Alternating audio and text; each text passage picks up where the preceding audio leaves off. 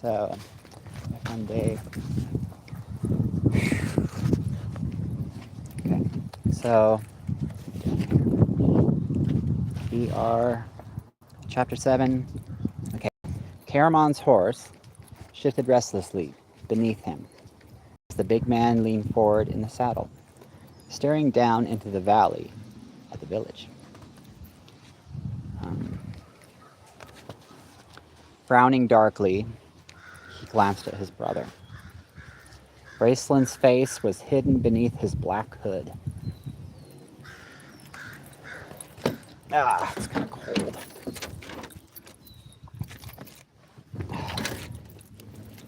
One second. I was thinking about putting this on. There's a hood back there. Okay. I took it off because it was too hot. Now it's too cold. Okay. There you go. Okay. A steady rain had I'm not trying to do that, I swear. A steady rain had started about dawn, and now dripped dull and monotonously around them. Heavy gray clouds sagged above them, seemingly upheld by the dark, towering trees. Other than the drip of water from the leaves, there was no sound at all. Raceland shook his head. Yeah, it doesn't belong. It's not this place. Then, speaking gently to his horse, he rode forward. Caramon followed, hurrying to catch up. And there was a sound of steel sliding from the scabbard. Are you kidding me? On the way here, there was this lady I was walking by, and I thought she was really beautiful. And then I noticed it was called Steel Street. Like, asking me if I was gonna get another katana, which is an interesting question because of what happened with Palmby and everything. Like,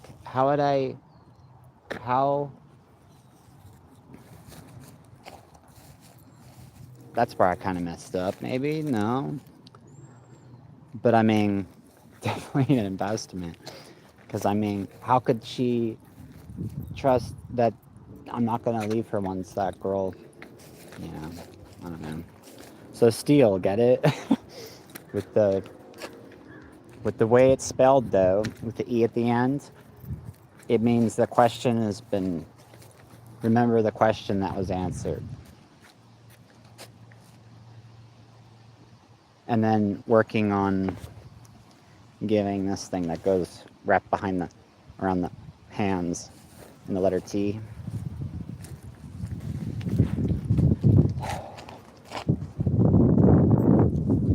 And then you also notice today Reedway, because Dina Meyer, okay, check this out.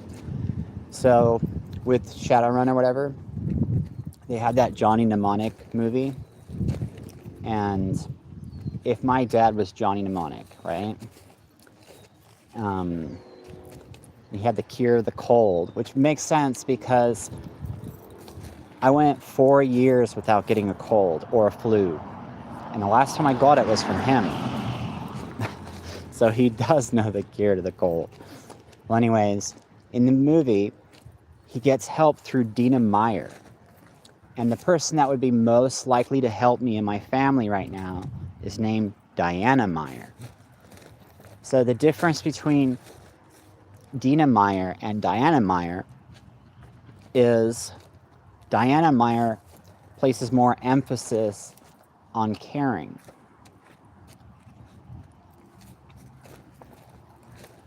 Like she cares more than Dina. So that's interesting.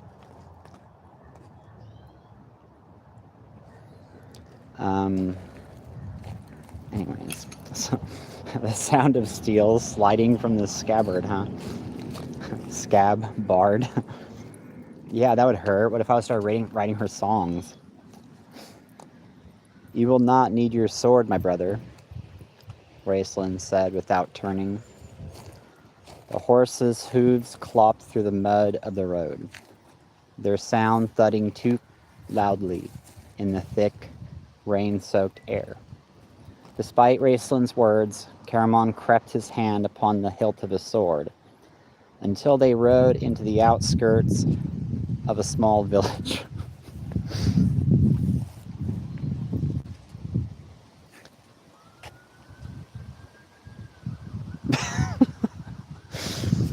Dismounting, he handed the reins of his horse to his brother, then cautiously approached the same small inn Chrysania had first seen. Peering inside, he saw the table set for dinner, the broken crockery. A dog came dashing up, hopefully, licking his hand and whimpering. Cats slunk beneath the chairs, vanishing into the shadows with a guilty, furtive air. Really? Cats slunk beneath the chairs, vanishing into the shadows with a guilty, furtive air.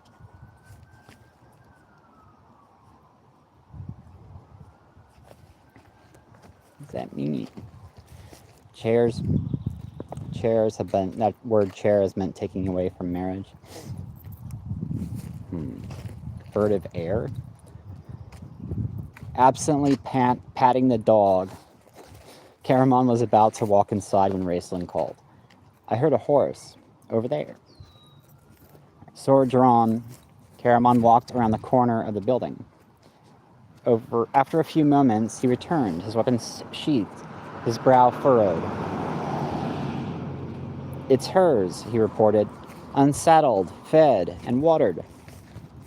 Nodding his hooded head as though he had expected this information, Raceland pulled his cloak more tightly about him. Caramon glanced uneasily about the village. Water dripped from the eaves. The door to the inn swung on rusty hinges, making a shrill squeaking sound. No light came from any of the houses. No sounds of children's laughter, or women calling to each other, or men complaining about the weather as they went to their work. What is it, Race? Plague, said Raceland. Caramon choked and instantly covered his mouth and nose with his cloak. From within the shadows of the cowl, Raceland's mouth twisted in an ironic smile.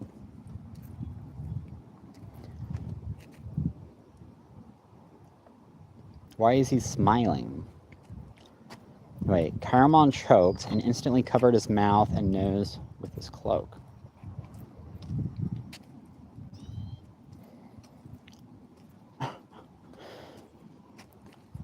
Funny. Do not fear, my brother, he said, dismounting from his horse. Taking the reins, Caramon tied both animals to a post, then came to stand beside his twin. We have a true cleric with us, have you forgotten? Then where is she? Caramon growled in a muffled voice, still keeping his face covered. The mage's head turned, staring down the rows of silent, empty houses. There, I should guess, he remarked finally. Caramon followed his gaze and saw a single light flickering in the window of a small house at the other end of the village. I'd rather be walking into a camp of ogres, Caramon muttered, as he and his brother slogged through the muddy, deserted streets. His voice was gruff with a fear he could not hide. He could face with okay, what the hell is that word? What? Equanimity.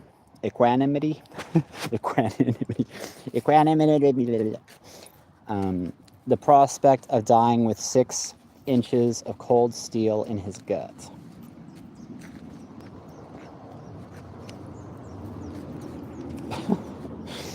But the thought of dying helplessly, wasted by something that could not be fought, that floated up unseen upon the air, filled the big man with horror. Wait, what?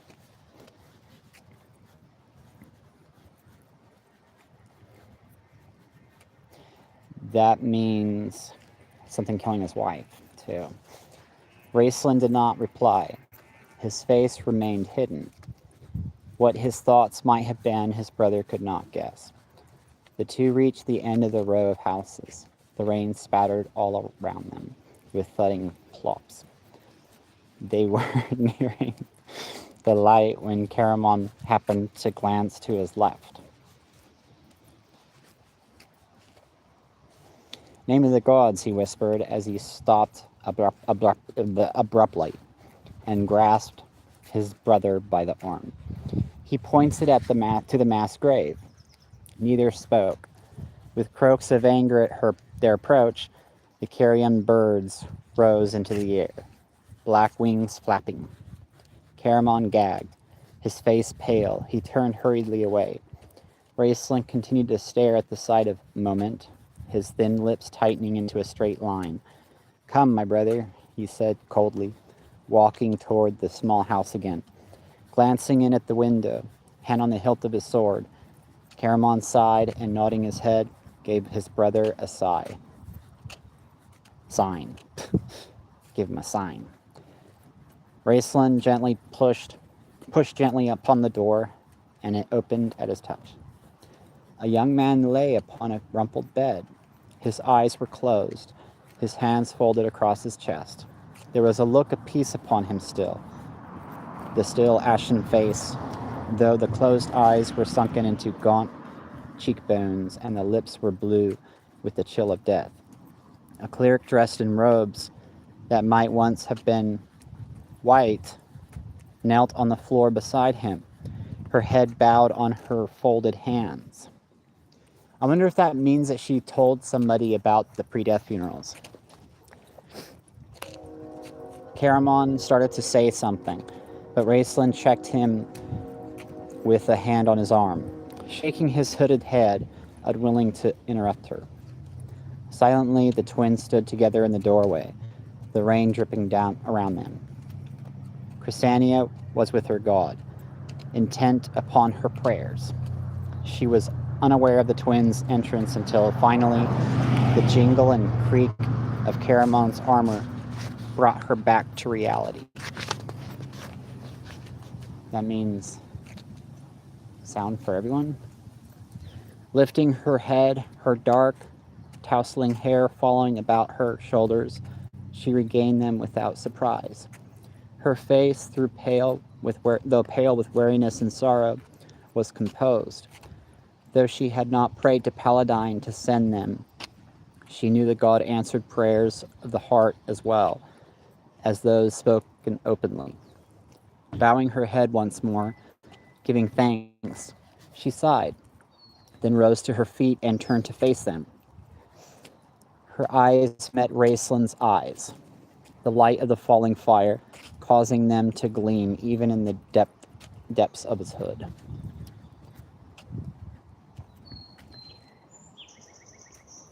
When she spoke, wait, what does that mean? Her eyes met Raceland's eyes. The light, that'd be the knowledge of the failing fire, that'd be the dying passion of the growing older, caused them to gleam even in the depths of the hood, even in the furthest neighborhood. Pre-death funerals, maybe?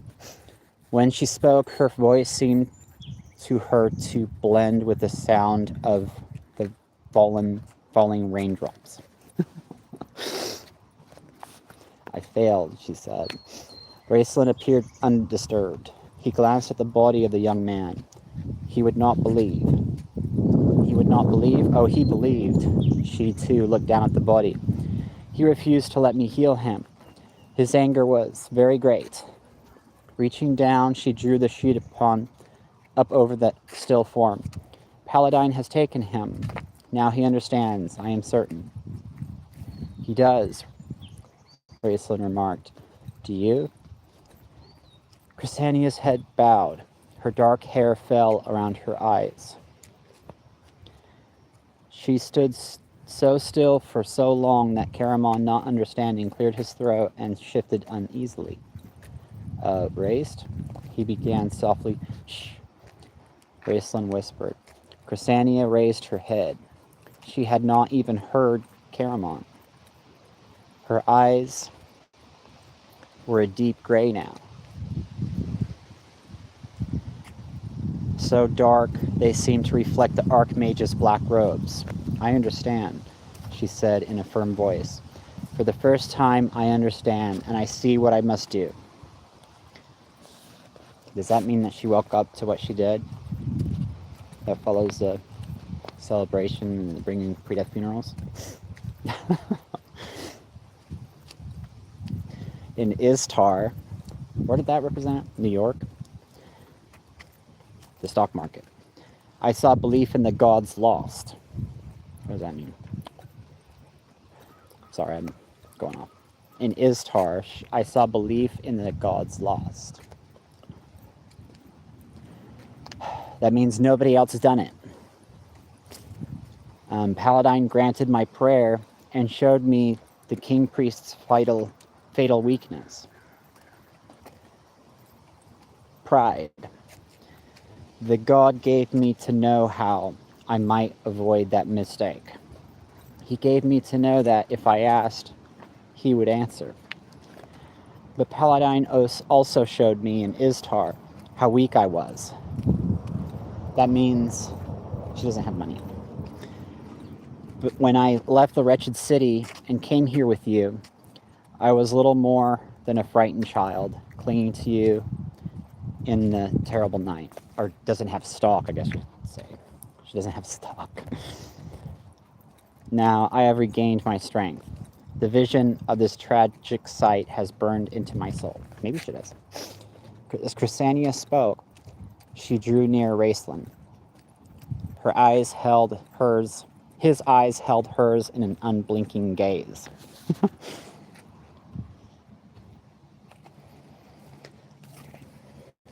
She saw herself in their flat surface.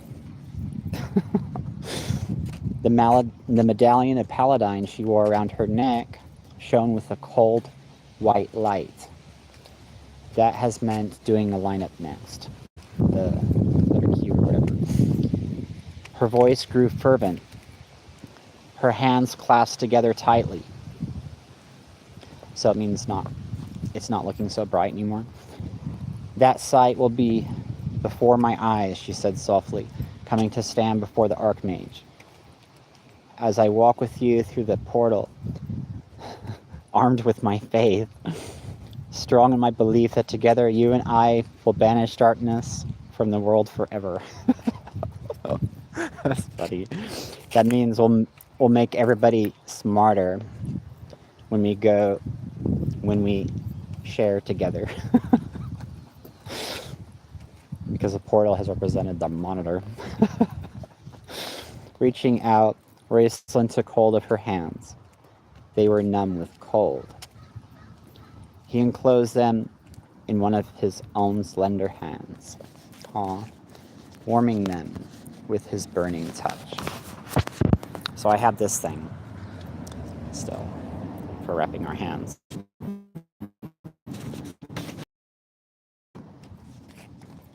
I have a bunch of them actually.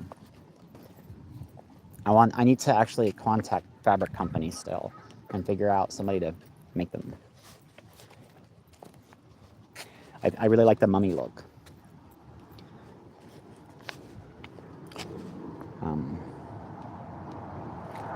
Blah, blah, blah. We have no time to alter time. We have no need to alter time, Ksenia said. Pisodonolus was an evil man. My dad. What he did for his own personal glory. But we care, you and I. That alone will be sufficient to change the ending. I know my God has spoken to me. Slowly, smiling his thin-lipped smile. Raceland brought Chrysania's hands to his mouth and kissed them, never taking his eyes from her. Chrysania felt her cheeks flush, then caught her breath. Uh-oh, that's not good.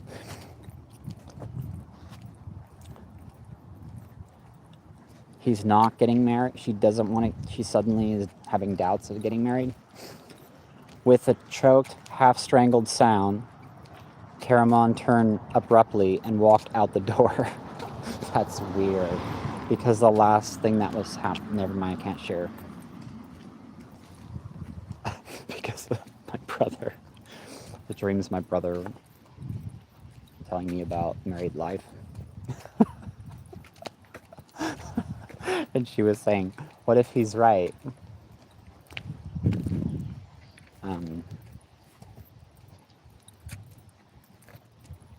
That he wasn't really serious, and he says there's just a mood sometimes.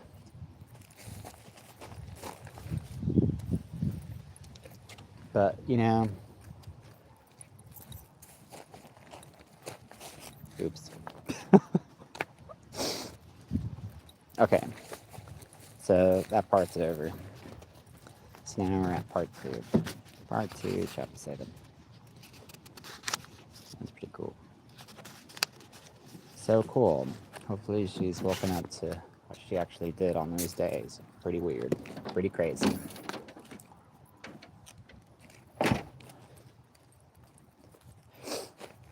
Anyways. I need to get to work. I need to try to finish my last blog post.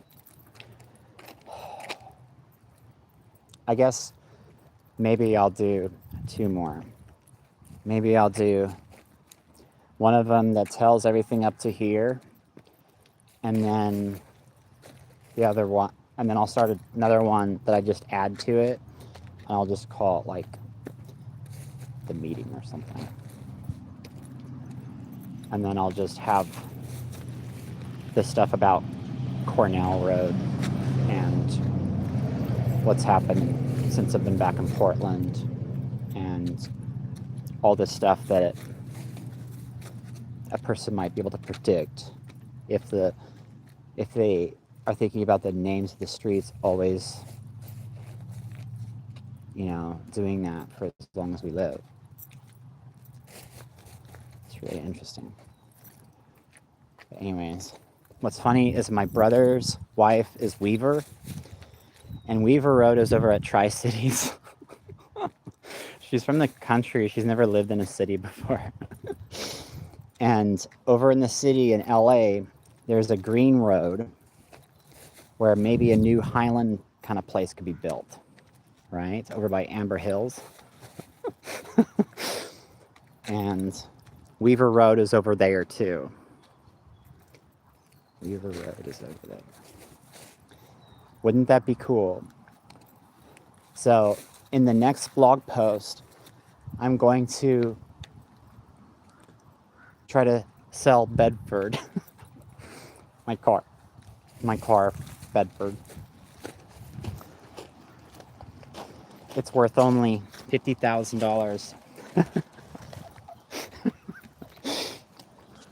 I'll say that maybe I'll ask for 100,000.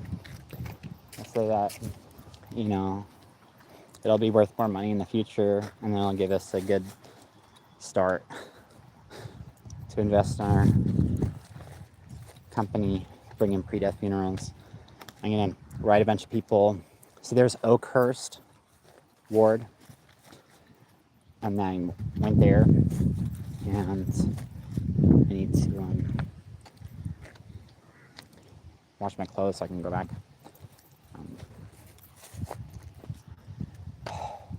Actually, yikes. But I just found out that I am getting paid very soon here. Maybe tomorrow. So that's good. Been waiting for these checks for a really long time. Expecting 3 checks. 3 checks.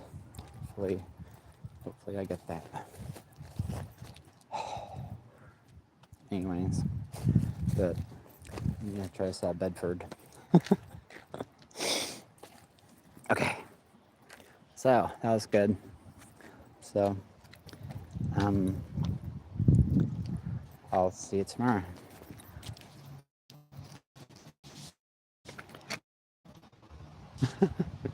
Usually poop while watching YouTube videos. Did that guy write that when they were saying plop in the story?